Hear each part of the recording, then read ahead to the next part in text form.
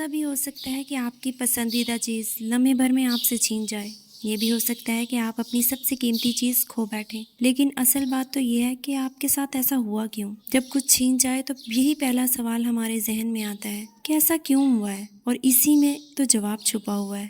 ایسا اس لیے ہوا ہے کہ تاکہ آپ کو یاد دلایا جائے یہ دنیا حقیقت نہیں بلکہ حقیقت کا ایک عکس ہے۔ آپ جتنی مرضی کوشش کر لیں اس عکس سے کچھ حاصل نہیں کر سکتے۔ آپ کے ایک ہاتھ لگانے کی دیر ہے، اس عکس نے غائب ہو جانا ہے۔ اگر کچھ حقیقت ہے یہاں تو وہ بس اللہ ہے۔ ہمارا عکس حقیقت صرف تب بن سکتا ہے جب ہم اللہ کو راضی کر لیں، اور وہی کرنے تو ہم اس دنیا میں آئے ہیں۔ بے شک ہم اللہ ہی کے ہیں اور اسی کی طرف ہمیں لوٹ کر جانا ہے۔ اور قرآن میں تو صبر پر اتنا زور دیا گیا ہے، اور اس لیے دیا گیا ہے کہ اللہ تعالیٰ بار بار قرآن میں اپنے بندوں کو صبر کی تاکید کر رہا ہے۔ وہ اس لیے کہ کیونکہ صبر ایک مشکل چیز ہے، خاص کر درد اور غصے کی حالت میں۔ نہ تو صبر کرنا آسان ہے اور نہ ہی صبر آسانی سے آتا ہے۔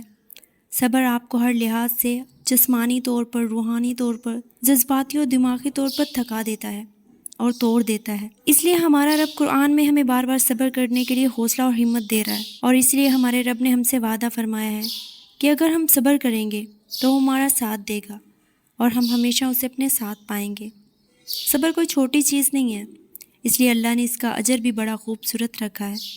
صبر کرو، بے شک اللہ صبر کرنے والوں کے ساتھ ہے، اور جس کے ساتھ اللہ تعالیٰ ہے تو اس کا کوئی نقصان نہیں ہو سکتا، اس کے سارے کام صحیح ہوں گے۔ آپ کا صبر اس چیز کو بھی لے کر آزمایا جائے گا جس کے لیے آپ کا دل تڑپتا ہے۔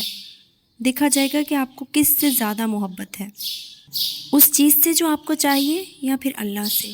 اور جب کبھی ایسے حالات بن جائیں کہ کسی ایک کو چننا پڑے تو بغیر دیر کیے اپنے رب کو چننا، اور اپنے رب کو چنتے ہوئے اس چیز سے بے نیازی اختیار کر لینا جو دل چاہتا ہے۔ ایسے آپ اپنے صبر کی آزمائش میں کامیاب ہو جائیں گے، اور ممکن ہے کہ پھر اللہ آپ کو وہی چیز آپ کا اجر بنا کر واپس لوٹا دے جو آپ کے دل میں تھی۔